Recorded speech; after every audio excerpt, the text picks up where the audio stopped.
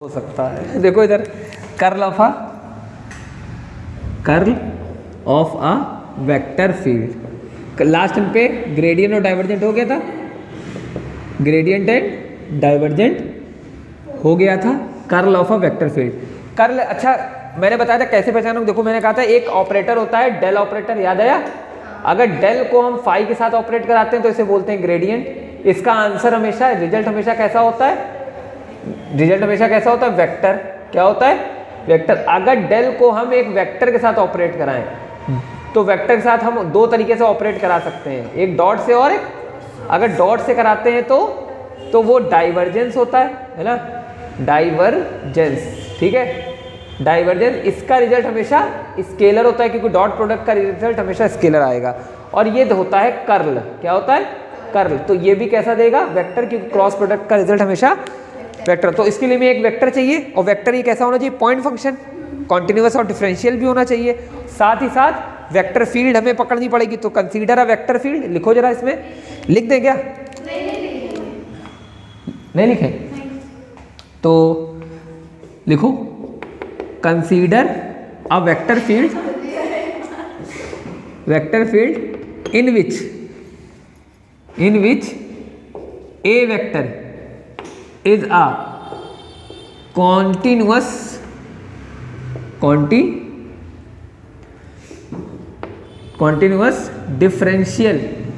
differentiable point function। point function समझते हो ना? क्यों? लास्ट में बताया था। हाँ, ब्लैक वाला कहाँ गया? Point function, differentiable point function at, कहाँ पर? x, y, z is expressed as, ये तो उसमें भी लिखवाया था ना, किसमें? डाइवर्जेंट में, ठीक है। कैसे लिखेंगे? A vector is the function of x, y, z can be written at ax i cap, ay j cap और az k cap. This is our equation number 1। समझ में आया? So the curl of what? The curl of a vector is given as, कैसे लिखेंगे दीदी? वो लिखा है ना, देखो कर्ल करने मतलब क्रॉस प्रोडक्ट। डेल ऑपरेटर से हम क्या कर देंगे? a का क्रॉस प्रोडक्ट, तो उसे हम बोलेंगे क्या? Curl A. तो curl of a vector is equal to del cross a। अच्छा, क्रॉस प्रोडक्ट को कैसे लिखा जाता है? ध्यान से रखो। क्या मैं क्रॉस प्रोडक्ट को ऐसे लिख सकता हूँ? ध्यान से रखो, आई जे के, और डेल का मतलब डेवर ओवर डेवर एक्स, डेवर ओवर डेवर वाई, डेवर ओवर डेवर जेड। नहीं, ये करके बताएं, है ना? दोनों में आई आएगा ना, इसमें भी आई आ रहा है, इसमें भी आ रहा है। तो A X, A Y, A Z, this is your curl of A. अच्छा, इसको देख के तुम्हें क्या लग रहा है कि कर्ल ऑफ ए एक स्केलर क्वांटिटी की वेक्टर क्वांटिटी? हाँ, इसको देख के क्या लग रहा है? इसमें आई जे के है तो वेक्टर है। क्या लिखे? From this it is clear that curl of A vector is a vector. नहीं है वेक्टर। अगर हम इक्वेशन 2 को थोड़ा सा और जनरलाइज कर दें, देखो इधर, अगर इक्वेशन 2 को और जनरलाइज कर दें, equation 2 can be written as, क्या मैं इक्वेशन 2 को ऐसे लिख सकता हूं? ध्यान देखो, ये समझ में आ रहा है कि नहीं? बस लिखते जा रहे हो? हाँ, ओके। तो curl of A vector is equal to, देखो थोड़ा सा सॉल्व कर रहे हैं इसको। क्या करेंगे? एक ब्रैकेट लगाएंगे, आई कैप, ये सीखा है ना, फिर माइनस एक ब्रैकेट लगाएंगे जे कैप, फिर प्लस ब्रैकेट लगाएंगे के कैप, और बीच में क्या चलता है सब में? माइनस। से सिखाया या नहीं सिखाया? अब देखो, आई को बंद करेंगे, इसका मल्टीप्लाई इससे, हाँ वो डायरेक्ट मल्टीप्लिकेशन वाला। अगर देखो इसको ऐसे करें दीदी, इसको ऐसे करें, तो क्या हो जाएगा इसका मल्टीप्लाई इससे, डेवर Z sorry डेवर A Z upon डेवर Y. देखो चेक करो, इसको छुपा दिया इन दोनों का, और इसका फिर करेंगे डेवर ए वाई डेवर जेड, बीच में देखो ना ऐसे है ना। फिर जे को छुपाया है ना, इन दोनों का डेवर A Z upon डेवर A Z upon डेवर एक्स, इन दोनों का। फिर इन दोनों का करेंगे तो डेवर जेड, समझे। फिर इसको छुपाया, इसको हटा देते हैं, तो क्या हुआ इन दोनों को multiply डेवर A Y over डेवर x है ना, डेवर ए एक्स ओवर डेवर वाई। थोड़ा इसको थोड़ा अच्छी तरीके से लिख दें। कैसे तरीके से? अच्छी तरीके से। कैसे?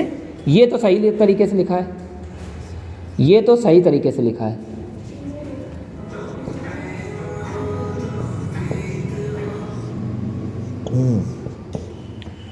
बोलो है, यहाँ मैंने प्लस लगा दिया क्योंकि अंदर मल्टीप्लाई कर दिया, तो ये प्लस हो जाएगा,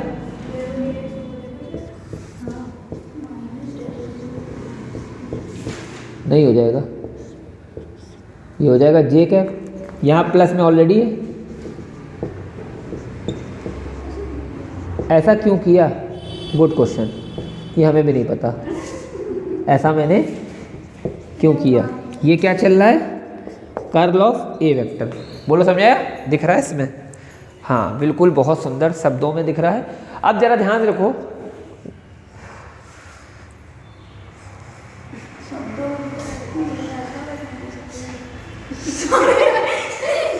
ये कंपोनेंट आई के साथ लिखा हुआ है, मतलब ये एक्स कंपोनेंट होगा, ये कंपोनेंट वाई के साथ लिखा है इसलिए वाई। इसको हम इससे कंपेयर कराते हैं, इस पूरे को हम इसके तरीके से कंपेयर कराते हैं। अगर ए का आई के साथ लिखा हुआ कंपोनेंट ए का एक्स कंपोनेंट कहलाता है, तो कर्ल ए का आई के साथ लिखा हुआ कंपोनेंट कर्ल ए का एक्स कंपोनेंट कहलाएगा। नहीं समझ में आया? अगर ए का जे के साथ लिखा हुआ कंपोनेंट ए वाई कहलाता है, तो कर्ल ए का जे के साथ लिखा हुआ component curl of A y कहलाएगा। नहीं समझाया? तो इससे मैंने कंपैरिजन इस तरीके से निकाला। हाँ, क्यों बीच में माइनस की जगह प्लस लगाया? क्योंकि इसमें सब में प्लस है। तो अगर मैं लिखूं सो कर्ल ऑफ, देखो इधर, छी कर्ल ऑफ ए, अगर उसका मैं एक्स कंपोनेंट पूछूं, या कर्ल ऑफ ए वेक्टर, उसका मैं क्या पूछूं?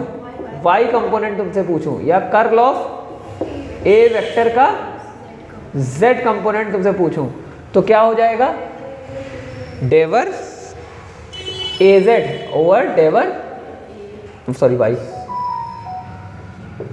माइनस डेवर ए वाई अपॉन डेवर जेड। अभी सब बताएंगे शॉर्टकट तरीका। डेवर ए एक्स ओवर डेवर जेड है ना, डेवर ए जेड अपॉन डेवर एक्स। इसे बात करें तो डेवर ए वाई अपॉन में डेवर ए एक्स सॉरी डेवर एक्स माइनस डेवर ए एक्स डेवर वाई। कोई दिक्कत? नहीं समझाया? अब समझो मेरी बात को। यहां पर देखो, आप ऐसे याद रखो एक्स वाई जेड, एक क्रम में याद रखो। कैसे याद करने का तरीका कंपोनेंट बनाने का? क्या याद रखो? ऐसे एक्स वाई जेड, एक्स के बाद वाई, वाई के बाद जेड, जेड के बाद वापस एक्स, यही तो क्रम होता है। एक्स के बाद वाई, वाई के बाद जेड, जेड के बाद एक्स। तो यहाँ क्या लिखा है? एक्स, तो नीचे लगाओ डेवर वाई डेवर जेड, नहीं लगाए? फिर लगाओ वाई तो डेवर जेड, वाई के बाद जेड आता है, जेड के बाद एक्स आता है। फिर लगाओ जेड तो नीचे डेवर एक्स डेवर वाई। अब समझना, यहाँ तुमने क्या लगाया? वाई, तो इसका कंपोनेंट ए वाई इधर भरो। यहाँ लगाया जेड, तो इसका कंपोनेंट इधर भरो। अगर यहाँ जेड लगाया तो ए जेड इधर भरो। यहाँ अगर एक्स लगाया तो ए एक्स इधर भरो। यहाँ एक्स लगाया तो ए एक्स इधर भरो। यहाँ अगर वाई लगाया तो ए वाई इधर भरो। नहीं समझ आया? नीचे सीक्वेंस बनाओ, ऊपर क्रॉस कराओ, नीचे सीक्वेंस ऊपर क्रॉस। तो सीधे तुम कर लेके कंपोनेंट फाइंड आउट कर सकते हो without using any determinant method. नहीं सही? यानी तुम्हें अगर डिटर्मिनेंट मेथड लगाना है तो तुम्हें यहाँ पर जरूरत पड़ेगी ना कि कोई फंक्शन जो ए दिया होगा उसका जेड से पार्शियली डिफरेंशिएशन। तो सबसे पहले तुम्हें इस सवाल को ट्रीट करने से पहले क्या निकालना पड़ेगा? तुम्हें ये कंपोनेंट्स निकालने पड़ेंगे छैयो। नहीं समझा है? पहले ए को एक्स के रिस्पेक्ट में पार्शियल डिफरेंशिएट करोगे ए एक्स को, फिर उसको ए एक्स को ही वाई के रिस्पेक्ट में, ए एक्स को ही जेड के, फिर ए वाई को एक्स के रिस्पेक्ट में, वाई के रिस्पेक्ट में, जेड के रिस्पेक्ट में, फिर ए जेड को। ऐसा मत सोचना ए वाई को एक्स के रिस्पेक्ट में करेंगे तो जीरो हो जाएगा। ए वाई के अंदर हो सकता है एक्स वाई जेड तीनों के पैरामीटर्स हो, जैसे कल एक लिखा था बड़ा सा ना, तो समझ में आया? तो पहला काम तुम्हें 6 कंपोनेंट के डेरिवेटिव्स फाइंड करने हैं। ए के 3 कंपोनेंट होते हैं, x, A X, A Y और ए जेड, और ए एक्स के भी पार्शियल 3 डेरिवेटिव, उसके भी 3 यानी 9 कंपोनेंट तुम्हारे निकल आएंगे। फिर उसको कर ले वाई इसमें रख लेना और फिर कर ले की वैल्यू आई जे के लगा देना, इसी के साथ आंसर आ गया।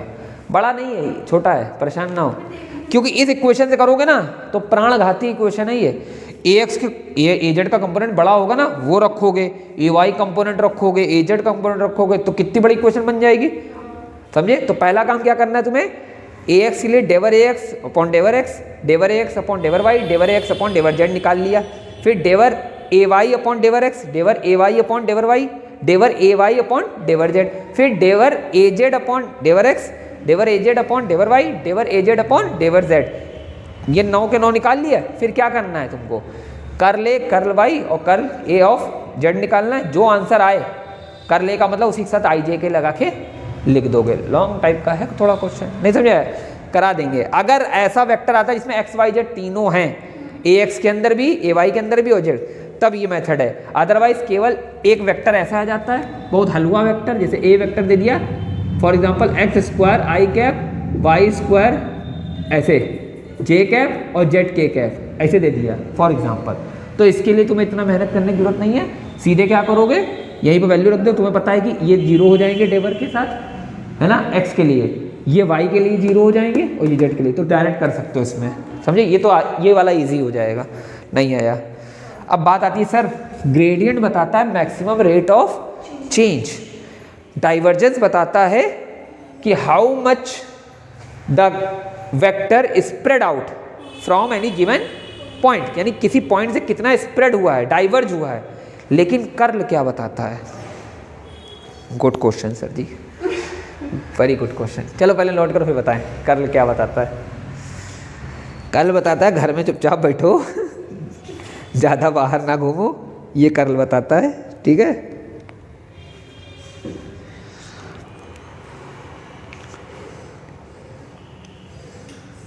ये देखो, ये हटा दें, ये वाला, ये तो समझ में आ गया ना,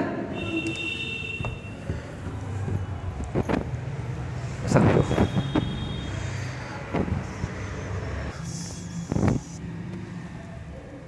कर्ल समझ में आया? सोचो 12th में मैं कभी बच्चों से कहता था डाइवर्जेंस कर्ल ग्रेडियंट है ना, तो बच्चे समझते नहीं। अब समझिए कितने बड़े लेक्चर हैं अगर उनको पढ़ने बैठो तो, जिस हिसाब से हैं। शाबाश। वो थोड़ा सा दीदी कल वाले में एक ठीक कराया, उसको सही कर लेना जिससे, ठीक है? कल वाले लेक्चर में थोड़ा सा लास्ट में जल्दी तुम लोग चले गए थे ना।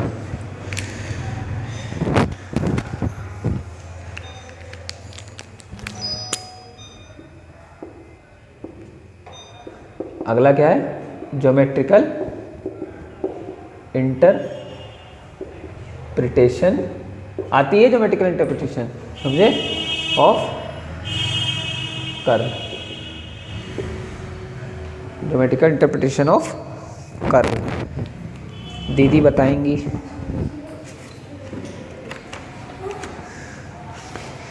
यहाँ पर बैठ के आप लोग केमिस्ट्री की बातें करेंगे, ये बिल्कुल अच्छी बात नहीं है।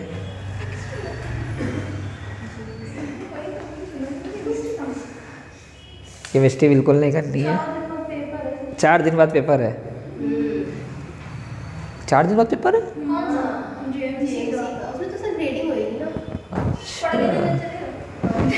अच्छा, पेपर बड़ा जल्दी रख दिया है। 6 को 9 से पेपर स्टार्ट है।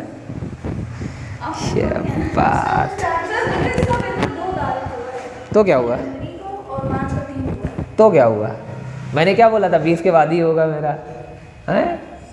बोल के ले रही हो, इतना तो आइडिया है ही मुझे।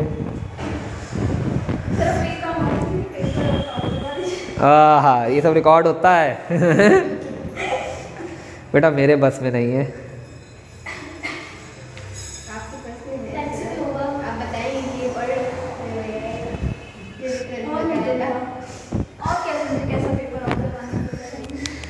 ये पढ़ लो आउट हो जाएगा। बताएं तो उसे बेटा पढ़ना कहते हैं, उसे आउट करना नहीं कहते हैं। सब पढ़ो, जितना मैंने कराया सब इम्पोर्टेंट है, क्योंकि जो इम्पोर्टेंट नहीं है वो मैंने कराया ही नहीं है। ठीक है ना, ऐसा लगता होगा तुम लोग को। एक बार अगर सीख जाओगे सारी चीज़ें तो वो इम्पोर्टेंट, और हो या ना हो उससे मतलब नहीं होता, वो तुम्हें आने लगती है। पेपर में आ जाएगा तो कर लोगे, नहीं आएगा तो फिर भैया बैठे रहोगे 3 घंटे। ओके बेटा, फिर से 8 से 10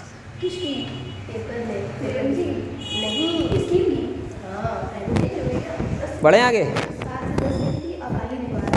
देखो इधर बेटा, कर्ल का मतलब क्या होता है? कहते नहीं है बेटा, सुनो, कर्ल का मतलब क्या होता है? कहते नहीं है you have a very curly hair, है ना? मतलब कर्ली हेयर का मतलब क्या हुआ? कर्ल का मतलब क्या? हाँ, राउंड राउंड, यानी कि कर्ल का मतलब होता है घुमावदार, है ना? समझो, अगर मैं बात करूं, देखो इधर, पहले सुनो, the name curl implies del cross A. जो वर्ड है कर्ल वो इंप्लाई कर रहा है जो डेल क्रॉस ए आपने निकाला है ना? Del cross A is the measure of क्या? अच्छा पीछे पढ़ना पलटो जरा, ग्रेडियंट में वो डाइवर्जेंस में क्या लिखा था? Del dot A is the measure of, measure मतलब मापना कि कितना है, वो स्प्रेड आउट, और ये क्या है? Is the measure of how much vector A, किसका कर्ल निकाला है? वेक्टर ए का। तो vector A curls around any given point. नहीं समझ में आया? नहीं समझ में आया? मतलब कर्ल ए आपने निकाला, इसका मतलब ए जो है वो किसी पॉइंट के अबाउट कितना घूमा हुआ है, इतना घूमा है, इतना घूमा है ना? ये बात कौन बताएगा? कर्ल ऑफ ए। जैसे फॉर एग्जांपल हम हिंट दे के बता दें, बचपन में तुम लोगों ने बहुत किया है, सब भूल जाते हो। इसको मैं x मान ले रहा हूं, इसको मैं z मान ले रहा हूं, और इसको मैं just suppose y, this is about origin. ठीक है, अगर मैं मान ले रहा हूं फॉर एग्जांपल यहाँ एक कंडक्टर है z एक्सेस पे, z एक्सेस से एक कंडक्टर गुजर रहा है, तो इसके चारों ओर मैग्नेटिक फील्ड बनेगी। तो उस मैग्नेटिक फील्ड की डायरेक्शन कैसे निकालेंगे? ऐसे होती, ऐसे। तो मैग्नेटिक फील्ड कुछ ऐसे कर्ल कर रही होगी, बोलो है ना? ऐसे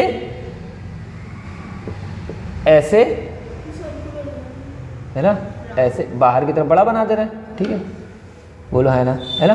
फिर ऐसे, किस प्लेन पर? ऐसे करा तो इस प्लेन पर। ये कौन सा प्लेन है? X y. तो यहाँ जो ये वेक्टर ए बनाया है मैंने, इसको मैं लिख सकता हूँ क्या? ए वेक्टर बराबर ए एक्स आई कैप और ए वाई जे कैप, केवल जेड पे काम ही नहीं है। तो इसका कर्ल कहाँ आ रहा है? देखो इधर, इसका कर्ल कहाँ आ रहा है? इसका कर्ल कहाँ आ रहा है? ये हो निकला क्या? कर्ल ऑफ ए वेक्टर, क्योंकि curl of A is a vector quantity, उसकी भी अपनी डायरेक्शन होगी। वो हमने कैसे निकाली? राइट हैंड रूल से। नहीं समझ आया? तो ये जो निकला है ये चीज़ क्या है? कर्ल का इंटरप्रिटेशन। नहीं समझ आया? नहीं समझ आया? पक्का? अच्छा, जो चीज़ घूमेगी उसी का कर्ल निकलेगा, जो चीज़ घूमती नहीं उसका कर्ल 0 हो जाएगा। फील आ गया? अगर कोई सवाल ऐसा है जिसमें कोई बॉडी घूम ही नहीं रही है तो उसका सीधे लिखो कर्ल इक्वल टू 0। कोई चीज़ फैल ही नहीं रही है तो उसका सीधे लिखो डाइवर्जेंट इक्वल टू 0। कोई चीज़ का रेट ही नहीं निकल रहा है, चेंज होने के बाद 0 ही हो जा रही, तो ग्रेडियंट इक्वल टू 0। नहीं समझ में आया? ये फील है, ये फिजिक्स नहीं है, ये फील है, ये फील वाली फिजिक्स है। एक मैथमेटिकल फिजिक्स होती है, एक फील वाली फिजिक्स। फील आया? नहीं आया? देखो समटाइम्स जो कर्ल होता है उसको हम रोटेशन के लिए भी यूज़ करते हैं। मतलब जैसे अभी तुमने बताया, जैसे मैंने बोला कर्ल 0 है, किसी वेक्टर ए का कर्ल ए 0 हो गया, मतलब तो एक ऐसा है रोटेशनल है कि नहीं है? Curl A is equal to 0 है, तो वेक्टर ए रोटेट कर रहा होगा कि नहीं कर रहा होगा? नहीं कर रहा होगा, क्योंकि उसका कर्ल ए क्या हो गया?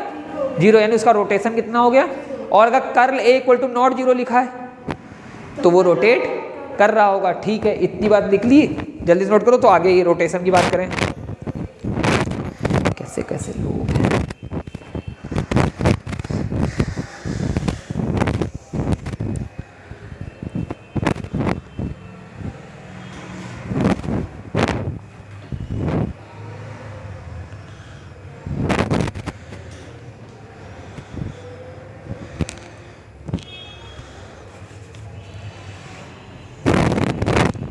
ये हटा दें।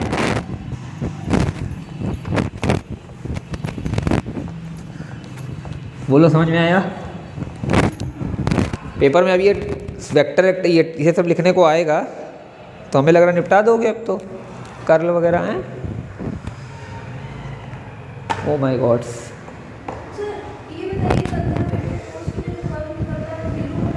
हाँ ऐसा क्यों?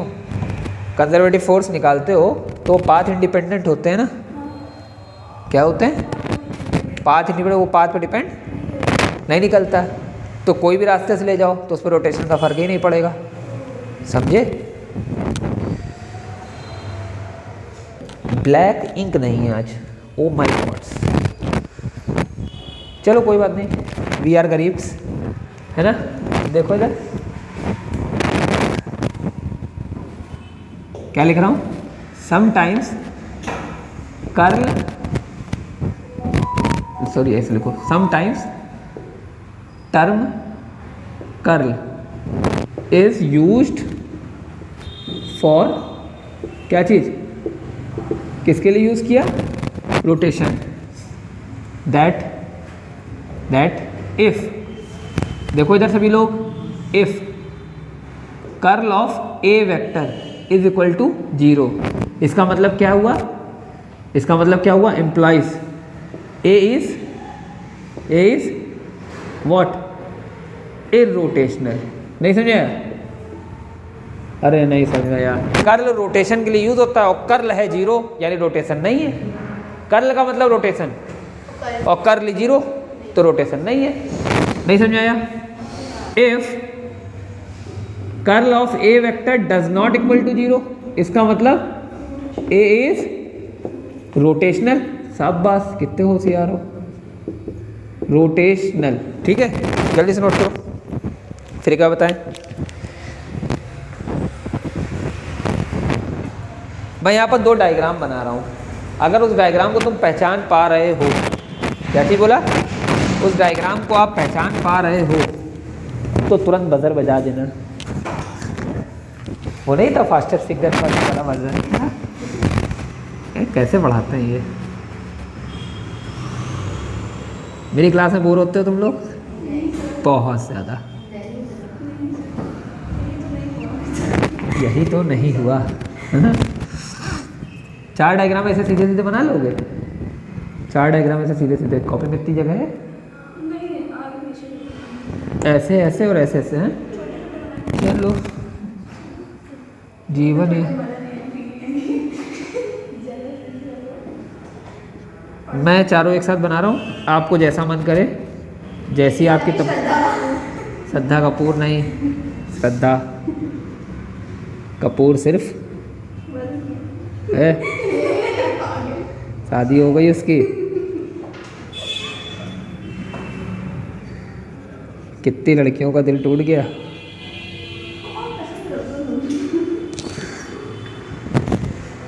बेटा इस दुनिया में तुम्हारे अलावा टाइप की भी लड़कियां रहती हैं।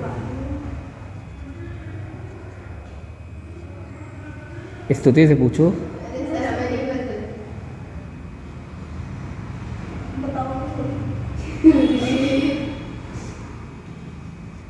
ये बचपन में पढ़ा था, इलेक्ट्रिक फील्ड पॉजिटिव चार्ज के लिए रेडियली आउटवर्ड, नेगेटिव चार्ज के लिए रेडियली इनवर्ड। बहुत बढ़िया। अगर हम यहाँ पर थोड़ा सा एक और चीज़ बनाए, देखो इधर एक कंडक्टर बना दिया, ठीक है, एक कंडक्टर। बोलो ये कुछ पढ़ा पढ़ा से नहीं लग रहा? हाँ,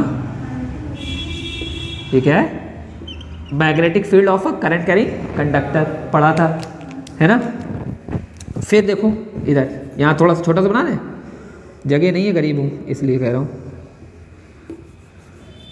स्तुति बोला मत मानना अब। नॉर्थ साउथ, ठीक है, तो नॉर्थ से मैग्नेटिक फील्ड लाइन निकलती है, साउथ में जाती है और साउथ से वापस नॉर्थ में आती है। पढ़ा है कि नहीं पढ़ा? इधर भी है ऐसे ही। ये क्या है? B vector. जरा ध्यान से देखो, फॉर एग्जांपल इधर देखो,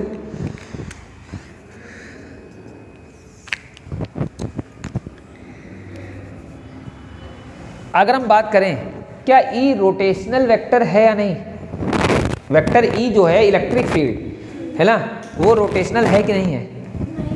नहीं है। क्यों?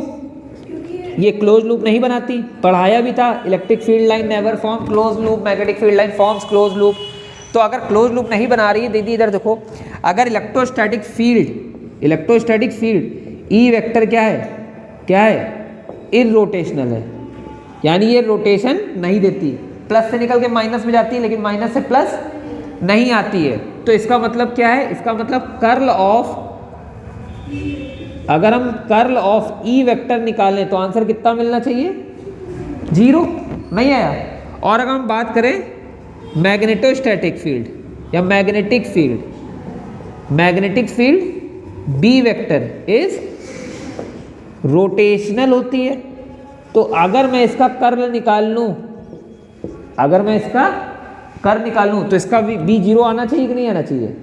नहीं आना चाहिए। नहीं समझे? देखो चेक करो, वो कर्ल है। अच्छा, कर्ल कैसे पहचानते हो? घुमाओ उधर, ये घुमा रही है, ये घूम रही है, तो इसका कर्ल आएगा, मतलब 0 तो नहीं होना चाहिए। देखो इसका कर्ल आएगा, 0 नहीं। इसका ये प्लस से माइनस में गई है लेकिन माइनस से प्लस नहीं आई है, यानी इसका कर्ल, अगर इसके लिए तुम वाला प्लस और दो माइनस वाला बना लो तो भी सही है, प्लस से माइनस में जा रही है लेकिन माइनस से प्लस, तो लूप नहीं बना रही, मतलब रोटेशन नहीं हो रहा, और रोटेशन नहीं होता तो यानी कर्ल नहीं हो रहा, और कर्ल नहीं हो रहा मतलब कर्ल 0 है। नहीं समझ में आया? नोट कर लो फटाक से। ये बढ़िया था सर, मज़ा आया।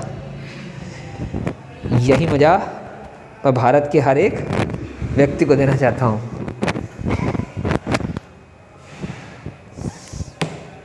वो कितने बेकार लड़के हुए हैं। एक सवाल लिखो।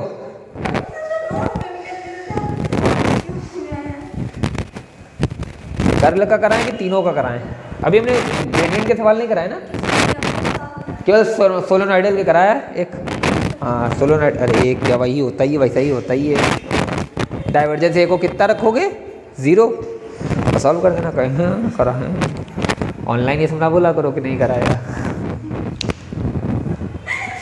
मार्केट में कहीं बदनामी हो गई। बड़े आगे क्वेश्चन लिखो, न्यूमेरिकल प्रॉब्लम की चीज।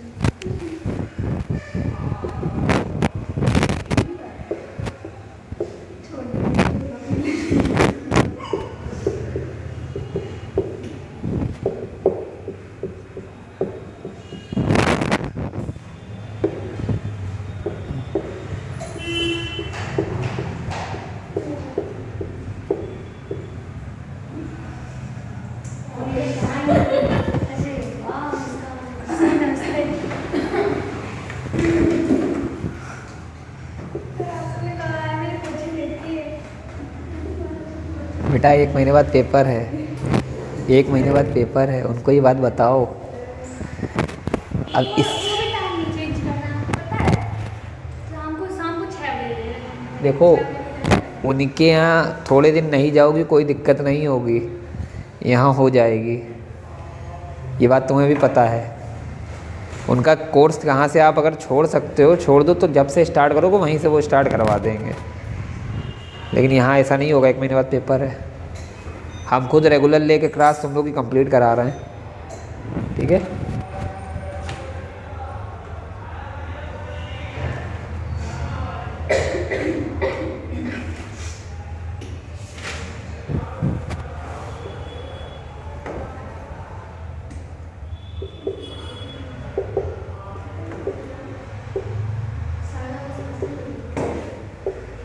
अब बताओ, ये इतना मैंने पढ़ा दिया, इसको तुम कैसे करोगी?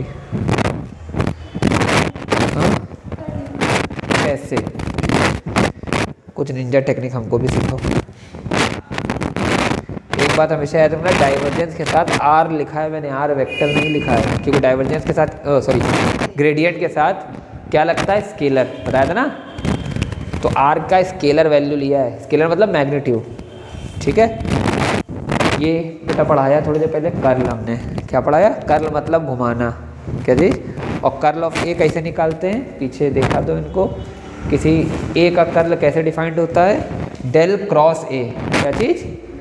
और डेल की वैल्यू होती है डेवर ओवर डेवर एक्स आई कैप, डेवर ओवर डेवर वाई जे कैप, डेवर ओवर डेवर जेड के कैप। तो उसको जब मैट्रिक्स फॉर्म में आप क्रॉस प्रोडक्ट करोगे तो वैसे रखते हो ना डिटर्मिनेंट फॉर्म में, तो इस तरीके से आप लिखोगे, ठीक है। उसके बाद कर्ल का ज्योमेट्रिकल इंटरप्रिटेशन ये है कि बेटा कोई भी जैसे जिसका कर्ल निकाल लो, जैसे ए का निकाल लो, तो ए किसी पॉइंट के अबाउट कितना घूमा है, ये ए किसी पॉइंट के अबाउट ओ के अबाउट कितना घूमा है, तो एक्स वाई प्लेन पर है ना, उसे बोलते हैं कर्ल। अगर मान लो घूमने का वर्ड है कर्ल, तो जो चीज़ घूम रही है उसका कर्ल निकलेगा, जो चीज़ नहीं घूम रही उसका, तो जो चीज़ घूमती है उसे रोटेशनल कहते हैं। तो अगर कर्ल ए बराबर 0 आ रहा, मतलब कर्ल 0, कर्ल का मतलब घुमाओ, घुमाओ कितना आ रहा 0, यानी वो चीज़ घूम नहीं रही, मतलब इररोटेशनल है। और अगर कर्ल 0 नहीं आ रहा, मतलब वो चीज़ घूम रही है यानी रोटेट कर रही है, यानी रोटेशनल है।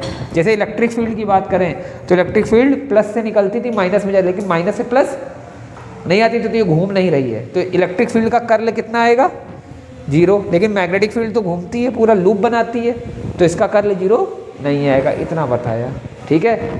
और बाकी वो कर्ल ऑफ कंपोनेंट निकालना है, थोड़ा सा देख लेना, मैट्रिक्स वो सॉल्व करना आता है ना डिटर्मिनेंट, यहाँ देखो इस सवाल से आ जाएगा थोड़ा बहुत। क्या करना है बेटा, हाँ दीदी सवाल लिख के बैठ गए ना। अच्छा ग्रेडियंट पहले सॉल्व करना है, वो ग्रेडियंट के लिए किस चीज़ की जरूरत होती है, डेल की और आर, क्या आर वेक्टर या आर का मैग्नीट्यूड। तो पहले हमें आर का मैग्नीट्यूड चाहिए, क्या चाहिए, आर का मैग्नीट्यूड कैसे निकलेगा, किसी वेक्टर का मैग्नीट्यूड कैसे निकलता है, अंडर रूट में करके, हाँ सही कह रहे हो। जैसे ए का मैग्नीट्यूड कैसे निकालोगे वेक्टर का, under root A x square plus A Y square plus A Z square. वैसे आर का मैग्नीट्यूड क्या निकलेगा, हम निकालने जा रहे हैं मैग्नीट्यूड ऑफ आर वेक्टर। तो आर वेक्टर कितना है, आर वेक्टर है एक्स आई कैप वाई जे कैप जेड के कैप। तो मैग्नीट्यूड ऑफ आर, तो वेक्टर इसको मैं आर कह दूंगा, और आर का मैग्नीट्यूड कितना निकलेगा, अंडर रूट एक्स का स्क्वायर वाई का स्क्वायर जेड का स्क्वायर। तो मैं लिख सकता हूँ आर बराबर कितना आया, x square plus Y square plus Z square की पावर 1/2। नहीं समझ आया,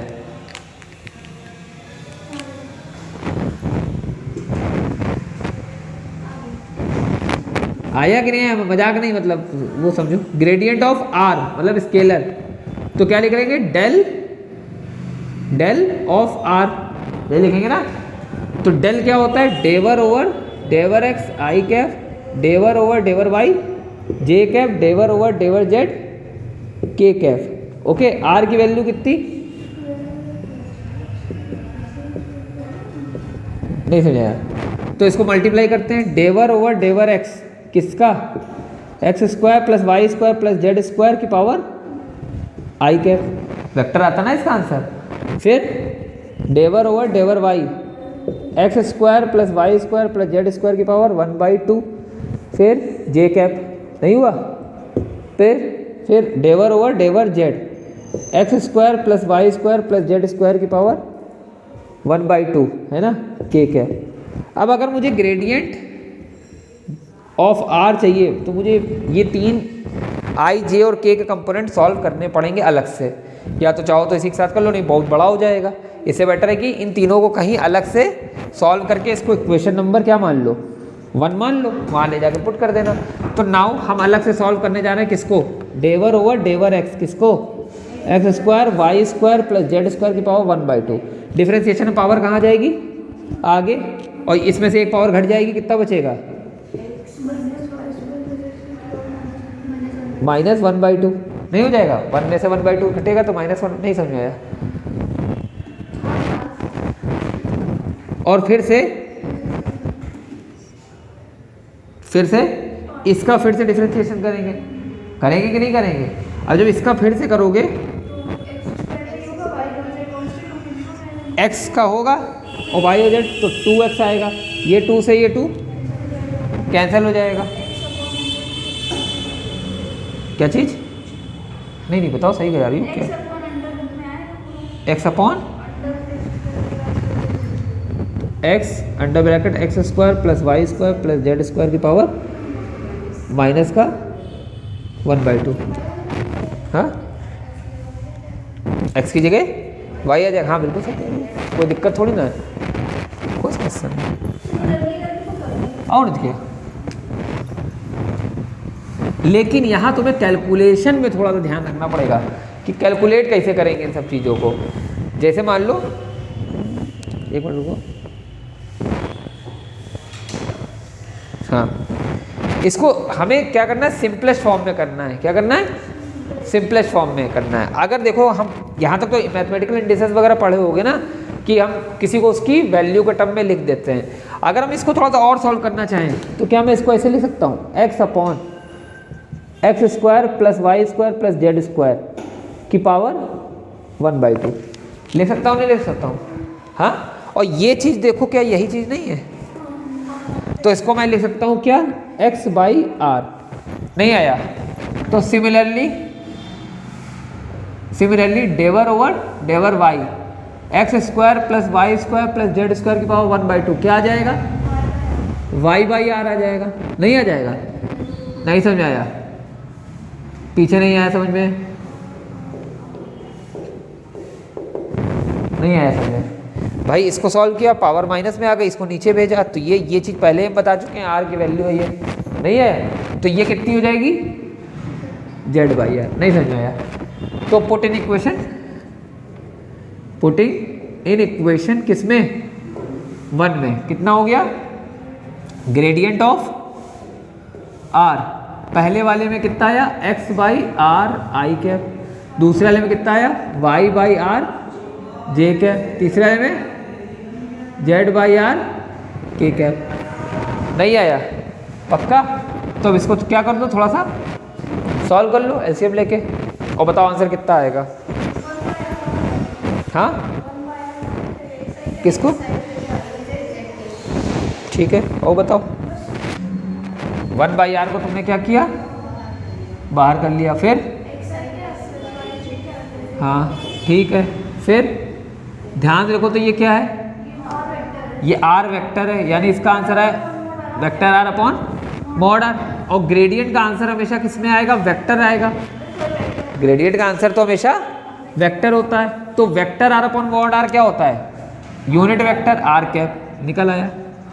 क्या ये वेक्टर नहीं है? यानी इसका मैग्नीट्यूड तो 1 आ रहा है, देखो काटोगे तो 1 तो हो जाएगा, और इसकी कुछ डायरेक्शन आ रही है r के डायरेक्शन में। ये क्या निकल के आया, ग्रेडियंट। नहीं समझ आया? नहीं आया। अगर हम क्या कर दें इसमें, अब डाइवर्जेंस क्या निकाल दें, नहीं आया, डाइवर्जेंस ऑफ ए वेक्टर। तो देखो ध्यान से, डाइवर्जेंस ऑफ ए वेक्टर का मतलब क्या होता है दीदी, ये वाली दीदी, डाइवर्जेंस ऑफ ए का मतलब होता है डेल डॉट ए। नहीं समझाया? तो डेल का मतलब क्या हो गया, डेवर ओवर डेवर एक्स आई कैप, डेवर ओवर डेवर वाई जे कैप, डेवर ओवर डेवर जेड के कैप। और यहाँ ए वेक्टर की जगह हमें क्या निकालना है, आर वेक्टर। देखो जरा सवाल में आर दिया है, आर दिया है ना, डाइवर्जेंस ऑफ आर। तो यहाँ आर की वैल्यू क्या हो जाएगी, आर वेक्टर की रखनी है, आपकी एक्स स्क्वायर मत रख देना, आपकी वेक्टर रखना है, एक्स आई कैप। बहुत बढ़िया, चलो मल्टीप्लाई करते हैं। आई का आई से, जे का जे से, डेवर एक्स ओवर डेवर एक्स, आई का 1 हो गया, डेवर वाई ओवर डेवर वाई, डेवर जेड ओवर डेवर जेड। क्या डाइवर्जेंट का आंसर स्केलर आता है, बताया था। तो 1 + 1 + 1, देखो नंबर आ रहा है यानी स्केलर है। नहीं आया? अब बचा डेंजर वाला, तीसरा वाला, क्या है, कर्ल आर वेक्टर। क्या कर्ल आर वेक्टर का मतलब होता है क्रॉस प्रोडक्ट, किसका, डेल क्रॉस आर। क्या क्रॉस प्रोडक्ट को हमेशा बचपन में हमने ऐसे सिखाया गया है, हाँ है ना? कैसे, यहाँ लगाएंगे बेटा आई, यहाँ जे, यहाँ के, यहाँ डेल की वैल्यू, शाबाश। और मैंने बताया था क्या कि वो लंबा वाला कंपोनेंट निकालने वाला मेथड कब करना, जब एक्स कंपोनेंट में भी वाई जेड हो। यहाँ एक्स कंपोनेंट में सिर्फ एक्स है, वाई कंपोनेंट में सिर्फ वाई है, तो इसको डायरेक्ट कर सकते हैं हम। बात समझे? अभी थोड़ी देर पहले ही बात बताई थी, वीडियो रिवाइंड करके देख लेना, नहीं देखोगी बेटा, देखना नहीं, वहाँ पेपर देखने लायक नहीं रहेगा, ठीक है? मैं मजाक समझ रही हो? कर्ल ऑफ आर वेक्टर क्या हो जाएगा? 2 ब्रैकेट लगाते हैं आई माइनस 2 ब्रैकेट लगाते हैं जे, फिर प्लस 2 ब्रैकेट लगाते हैं के। ये सिखाया ना, बीच में क्या ये। चलो देखो बंद करो ऐसे।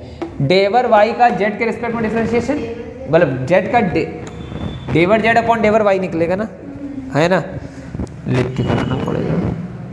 डेवर जेड अपॉन डेवर वाई, यही हुआ ना इसका डेवर जेड। इधर बताओ, ये छुपाया ये डेवर जेड बाई डेवर एक्स, है ना, और फिर यही छुपा हुआ है अभी, यही छुपा हुआ, तो डेवर एक्स बाई डेवर जेड, ये जे कैप हो गया। फिर अगर बात करें तो प्लस का ये छुपाया, तो डेवर वाई ओवर ये छुपाया ना, तो डेवर वाई ओवर डेवर एक्स माइनस डेवर एक्स ओवर डेवर वाई। कभी कभी मन करता तुम लोगों को पटके काहे अभी बता रहे हैं। अरे बेटा एक्स के रिस्पेक्ट में जेड का डिफरेंशिएशन करने जा रहे हो, पार्शियल, वो भी कितना मिलेगा, तो काहे इतनी मेहनत कर रहे हो? डायरेक्ट जीरो नहीं बता पा रहे हो? हाँ, इसमें भी 0 माइनस 0, क्योंकि एक्स जेड के रिस्पेक्ट में एक्स का नहीं आया, ये भी नहीं है। कितना आ रहा है? अब कर 0 आता तो मतलब रोटेशन नहीं, पोजीशन वेक्टर कहाँ से रोटेशन हो जाएगी? वो तो स्ट्रेट होती है। अरे किसी पॉइंट की पोजीशन में देख रहा हूँ इस मोबाइल की या इस स्टैंड की या इस मान लो, तो क्या होगा? ऐसे ही तो लगेगा। फिर भी सॉल्व करे जा रहे हैं। करो करो करो, तुम लोग कर सकते हो, तुम लोग बहुत परम। लेकिन एक बात बता दे बेटा तुम लोग को हमेशा, कि जो कर्ल का आंसर होता है वो हमेशा एक वेक्टर होता है। क्या होता है? तो ये जो 0 आया, 0 नहीं है, ये 0 वेक्टर है। डायरेक्शन तो इसी डायरेक्शन में होगी ना, इसकी नहीं है। तो ये करिए, ये क्या होता है? 0 वेक्टर, वचन पढ़े नहीं, नल वेक्टर, शून्य वेक्टर, शून्य सदिश। एक सवाल लिखो,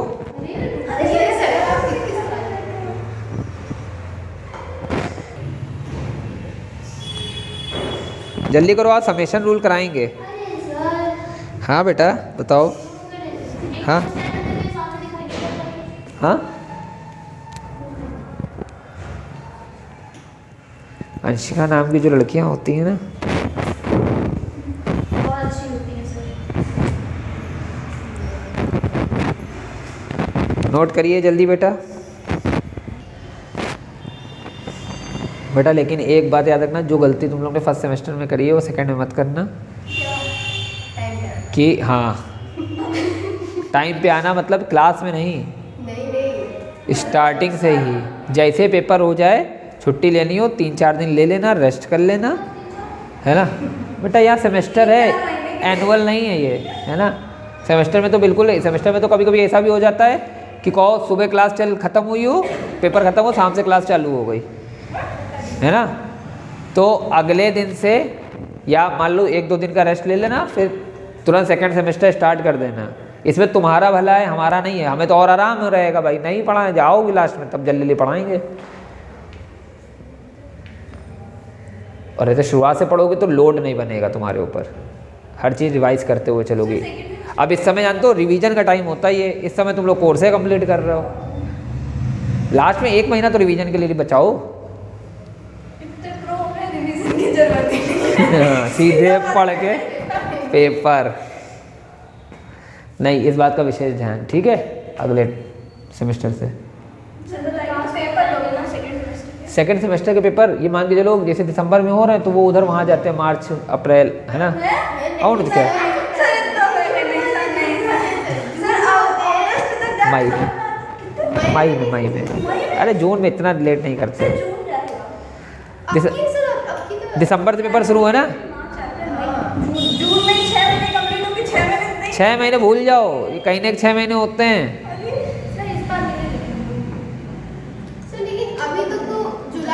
मिले कहाँ मिले? अरे बेटा एडमिशन कब लिए हो? एडमिशन कब लिए हो?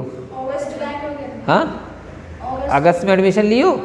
दिसंबर से पेपर चालू हो गए according to the academic scheme. तो कहाँ 6 महीने हो गए बेटा? जो पेपर दे रहे हैं ना वो फर्स्ट सेमेस्टर वो भी हैं, वो दिसंबर से जो 9 तारीख से पेपर दे रहे हैं उनका भी तो सेमेस्टर तभी से शुरू हुआ है, तो उनके साथ नाइंसाफ़ी। हाँ तुम्हारा पेपर थोड़ा लेट लग गया है तो तुम खुद हाँ खुशकिस्मत हो, लेकिन कहा तो तुम्हारा भी जा रहा है कि नहीं 9 तारीख से स्टार्टिंग है, जो सर्कुलर आया है उसमें 9 तारीख से तो स्टार्टिंग। और नहीं क्या? तो ये मत सोचो कि 6 महीने का सेमेस्टर होता तो हम 6 महीने पूरा चपक के पढ़ेंगे। उस 6 महीने में एडमिशन प्लस एग्ज़ाम दोनों कंस्टिट्यूटेड होते हैं कि उसमें एडमिशन का 1 महीना एग्ज़ाम का, तो 2 महीने निकल गए। 4 महीने की पढ़ाई में दिवाली होली ये सब दशहरा वशहरा सब मना लो, है ना। तो महीने पढ़ाई होती है सिर्फ और सिर्फ 3 या 3.5 महीने की, और सिलेबस पूरा होता है 8 महीने का। अगर जितनी यूनिट दी है ना इनको बहुत डीपली पढ़ोगे, यही फर्स्ट सेमेस्टर की, अगर इनको बहुत डीपली पढ़ोगे तो लगभग 8 महीने का कंटेंट है ये, 7-8 महीने का। इसीलिए बैक लग जाती है बेटा। नहीं कोशिश करो ना लगे, नहीं पता दिक्कत देता है, फिर वो चलता रहता है पूरा। पहले वाली मार्कशीट में तुम्हारा चलता रहेगा जब तक नहीं दोगे, उसको क्लियर नहीं करोगे, कोई मार्कशीट क्लियर नहीं होगी। भागा दौड़ी अलग से हो जाती है। और फिर जब पेपर एक ही साथ पढ़ते हैं, अब 3rd सेमेस्टर का पढ़ोगे कि फर्स्ट का बैक पढ़ोगे, इससे बेटर है थोड़ी मेहनत अभी कर लो जो है अभी। इसीलिए मेरे समय पे एक इन्वायरमेंटल का पेपर होता था, है ना, तो मैं उसको फर्स्ट ईयर में ही दे देता था। क्यों? मुझे बाद में मान लो सिलेबस टफ ही होगा धीरे धीरे, तो एक वो भी साथ साथ चले आ रहे हैं इन्वायरमेंटल, तो इससे बेटर है कि उसको फर्स्ट ईयर में ही ख़त्म कर दो। हम लोग में ईयर वाइज होता था एग्ज़ाम, अब सेमेस्टर वाइज हो रहा है। बीएससी ने अपना भौकाल बनाने वाला, कहते नहीं वाली मूवी आई थी मिर्ज़ापुर, उसमें गुड्डू भैया कहते हैं अब हमें चाहिए फुल इज्जत, तो बीएससी भी कह रही है अब हमें चाहिए फुल इज्जत। अच्छा सिलेबस है हो गया है बीएससी का, है ना। पहले बीएससी में कुछ भी कहीं भी कुछ भी रख दिया जाता था, रखा रहता था, पढ़ो ये भी पढ़ो वो भी पढ़ो, बीच बीच से उठा के, है ना। अब एक ऑर्डर वाइज है सिलेबस। बीएससी में हम लोगों ने किताब से कोई पढ़ाई नहीं, किताब ही नहीं होती थी, केवल कंटेंट मिलते थे, हम लोग को कंटेंट से पढ़ते थे, टीचर प्रोवाइड करते थे। हाँ नहीं, लेकिन हम तो तुमको कंटेंट जो तुम्हारा सिलेबस आया है उसी से पढ़ा रहे हैं ना, जो बुक इश्यूड हुई है यूनिवर्सिटी ने दी है। देखो जब चले भैया आगे। अगला एक क्वेश्चन लिखो, घर से करना, हम समेशन रूल कराने जा रहे हैं क्योंकि समय नहीं है ना, सर आ रहे होंगे, ठीक है। इफ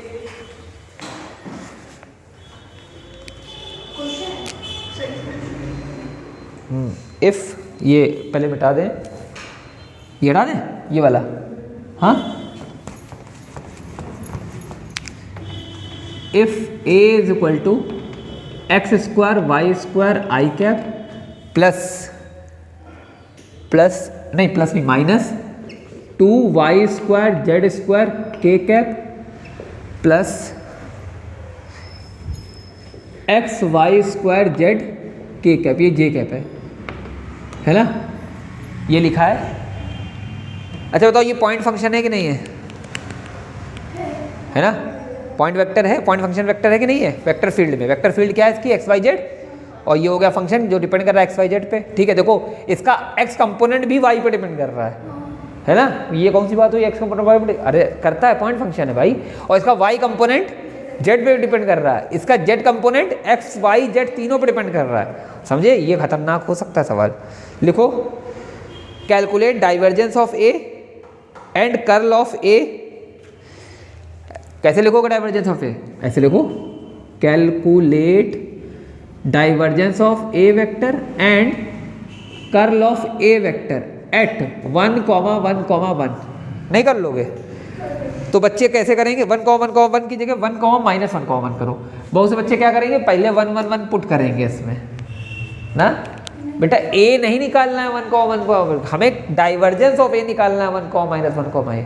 पहले इसका क्या करोगे, डाइवर्जेंस निकालना बहुत आसान है, आई का आई से मल्टीप्लाई, जे का जे से, के का के से। फिर जो फॉर्मूला बनेगा यहाँ पर डेवर ओवर डेवर एक्स क्या बनेगा, एक्स स्क्वायर वाई स्क्वायर। तो इसका कितना आंसर आएगा, नहीं समझे। यहाँ पर क्या चलेगा, ये पूरा आई का आई से मल्टीप्लाई, तो डेवर ओवर डेवर एक्स से मल्टीप्लाई होगा एक्स स्क्वायर वाई स्क्वायर। क्या होगा, डेवर ओवर डेवर एक्स से मल्टीप्लाई होगा एक्स स्क्वायर वाई स्क्वायर। तो इसका आंसर कितना निकलेगा, 2x वाई स्क्वायर। फिर डेवर ओवर डेवर वाई से मल्टीप्लाई किसका होगा, -2y, 2 2 4 हो जाएगा, -4y जेड स्क्वायर। फिर इसका करोगे तो इसमें केवल जेड का 1 हो जाएगा, एक्स वाई स्क्वायर। अब आया जो आंसर तुम्हारा डाइवर्जेंस ऑफ ए आएगा वो एक्स वाई जेड के टर्म में आया। अब उसमें एक्स वाई जेड की जगह पे क्या रखोगे, 1 1, आंसर निकल आया। आंसर बता दें कि कल करके लाओगे तब टैली कराओगे। हाँ, कर्ल ऑफ ए कैसे निकलेगा, वही लगाना, लेकिन दीदी इसमें बहुत बड़ा होगा। पहले कर्ल ऑफ ए, जैसे कर्ल ऑफ ए लिख करके वाली इक्वेशन बनाओगे ये वाली, इसमें यहाँ पर कुछ बड़ा टर्म आ रहा होगा तो इसको तुम्हें अलग से कैलकुलेट करके निकालना पड़ेगा। वैसे कर लोगे, सिंगल फंक्शन है। अगर हाँ इसमें प्लस में कुछ लगा होता तब मेहनत होती, तब तुम्हें इसको अलग से सॉल्व, इसको अलग से सॉल्व करना पड़ेगा। कर लोगे ना, कोई जरूरत नहीं। और फिर एक्स वाई जेड में आंसर आएगा, उसमें क्या रख दोगे। लेकिन जब हाँ डाइवर्जेंस वाले में 1 1 1 रखोगे तो उसका आंसर एक नंबर आएगा क्योंकि स्केलर आता है। और जब इसमें 1 1 1 रखो कर्ल में तो इसमें आई जे के भी चल रहा होगा तो ये वेक्टर आएगा। नहीं समझा, तो ये करके लाना। हिंट, इसका आंसर मैं अगले सप्ताह, मतलब अगले सप्ताह कह रहा हूँ, अगले टर्म पे बताऊंगा। हेडिंग लगाओ, important theorems of gradient, important theorems of gradient, divergence and curl. गेटा ने पीछे हो जाएगा ये न्यूमेरिकल। हाँ, और एक न्यूमेरिकल डाइवर्जेंस कर्ल या ग्रेडियंट का एग्जाम में रखा है 110%, 110%, ये मान के चलो। तो क्या लगाया हेडिंग, इम्पॉर्टेंट, देखो नाम ही इम्पॉर्टेंट है तो ये तो होगी इम्पॉर्टेंट। थ्योरम्स ऑफ ग्रेडियंट, क्या चीज, ग्रेडियंट, डाइवर्जेंस एंड कर्ल। इसे पहली जो थ्योरम आती है बेटा वो आती है समेशन रूल। क्या आती है, समेशन रूल। इसके अंदर तुम्हारे पास पहला जो रूल है ना, दो ही रूल होते हैं इसके, ठीक है। पहला जो रूल है वो है क्या, del dot summation rule. A और बी दो वेक्टर होते हैं ना डेल डाइवर्जेंस में, इक्वल टू में del dot A plus del dot B. अच्छा ये क्या लिखा है दीदी, ये क्या लिखा है, ये वेक्टर है, ये वेक्टर है तो बीच में डॉट लगा है तो ये क्या हो गया, ये क्या हो गया, डाइवर्जेंस ऑफ, अरे नहीं समझा, D for divergence, D for dot. अगर दोनों वेक्टर हो तो बीच में अगर डॉट है तो डाइवर्जेंस, दोनों वेक्टर हो बीच में क्रॉस है तो कर्ल, और दो एक वेक्टर हो और एक नहीं हो तो ग्रेडियंट। बात समझे। तो ये क्या लिखा है, divergence of A plus divergence of B. तो ये है पहला थ्योरम, इसको करनी है प्रूव। क्या करनी है, प्रूव। कर लोगे, try try try try try try try करेंगे सर। कोशिश करने वालों की हार नहीं होती, थोड़ी सी बेइज्जती होके रह जाती है। प्रूफ करने जा रहे हैं, देखिए LHS उठा रहे हैं। क्या उठा रहे हैं, LHS। LHS कौन सा उठा लें, ये वाला उठा लें, ये वाला उठा लें, जैसी तुम्हारी श्रद्धा कपूर है ना। देखो हम ये वाला उठा रहे हैं, चलो अच्छा यही वाला उठा लो। एक दूसरे से divergence of A plus B उठा लिया। इसका मतलब क्या हुआ, divergence of dot product of A plus B बोला ना। चलो अच्छा एक काम करो, यही उठा लो। ये है ना डेल का मतलब क्या होता है, डेवर ओवर डेवर एक्स आई कैप, डेवर ओवर डेवर वाई जे कैप, डेवर ओवर डेवर जेड के कैप। नहीं आया, हल्का सवाल है, नहीं आया। डॉट अगर सोचो यहाँ ए होता तो हम लिखते A x I cap, A Y J cap, A z के कैप। यहाँ अगर बी होता केवल तो लिखते B x I cap, B Y J cap, B z A k cap. यहाँ पूरा ए प्लस बी है तो हम क्या लिखेंगे, यहाँ A X plus B x I cap है ना, plus A Y plus B Y J cap A Z plus, नहीं आया नहीं आया नहीं आया नहीं आया नहीं आया नहीं आया नहीं आया, है ना। आई का आई से करेंगे तो क्या आई, ए एक्स प्लस बी एक्स, नहीं आया। डेवर ओवर डेवर वाई करेंगे और कहे जे कैप, नहीं, इनको बताओ फिर से, है ना। अब जरा ध्यान देखो, थोड़ा सा मैं एक ही स्टेप में कर दूं, बड़े बच्चे हो इसलिए। डेवर एक्स ए एक्स, डेवर वाई ए वाई, और ए वालों को मैं एक तरफ लिख रहा हूँ एक ब्रैकेट में, डेवर ओवर डेवर एक्स ए एक्स प्लस डेवर ओवर,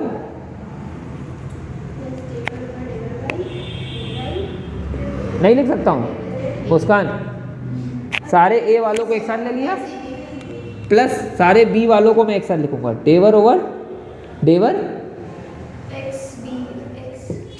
बी एक्स प्लस डेवर ओवर डेवर, नहीं आया। अच्छा ध्यान से रखो, ये इन दोनों का प्रोडक्ट है, बड़े बच्चे। जब दो डॉट प्रोडक्ट करते हैं दो वेक्टर्स का तो आई जे के हट जाता है। चाहो तो मैं एक स्टेप बढ़ा दूं, लेकिन बड़े बच्चे नहीं हो। अगर मैंने डॉट प्रोडक्ट कराया है इन दोनों का तो मुझे ये मिला है विदाउट आई जे के, और यहाँ पर भी आई जे के नहीं आया, मतलब ये किसका डॉट प्रोडक्ट है, ये किसका डॉट प्रोडक्ट है, ये डेवर वाला फंक्शन और A X A Y A Z वाला फंक्शन, यानी डेल और ए वेक्टर का डॉट प्रोडक्ट है। नहीं आया, करके दिखाना पड़ेगा, तोड़ के दिखाएं। डेवर ओवर डेवर एक्स आई कैप, डेवर ओवर डेवर वाई जे कैप, डेवर ओवर डेवर जेड के कैप के साथ हम क्या लिख सकते हैं इसको, A x I cap A Y J cap और ए जेड के कैप। बोलो हाँ, ऐसे लिखेंगे कि नहीं, ऐसे लिख सकते हैं कि नहीं लिख सकते इसको, इन दोनों को। और इसको कैसे लिखेंगे, डेवर ओवर डेवर एक्स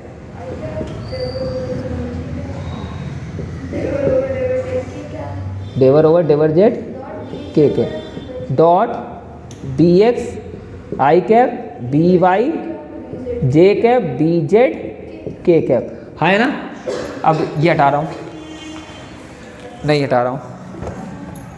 देखो सभी लोग, ये क्या है, ये और ये क्या है, ए वेक्टर। तो क्या बना, इधर क्या चल रहा है, del dot A plus B चल रहा है, और ये क्या बन गया, डेल ऑफ ए वेक्टर। ये क्या बन गया, डेल डॉट बी वेक्टर। नहीं समझ में आया तो ये क्या हो गया, divergence of A plus B. ये क्या हो गया, थैंक यू बेटा, divergence of A plus divergence of B. बोलो कैसी रही, नहीं समझ में आया।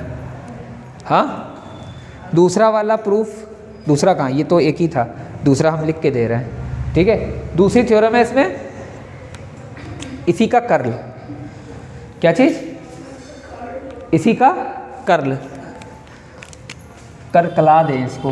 देखो इधर, इधर देखिए, पहले देख लिए, फिर लिखने के लिए बहुत समय, 4-5 जन्म है आपके पास। क्या मैं इसको ऐसे लिख सकता हूँ, क्या चीज़, कुछ कह रही है, ये क्या है बेटा,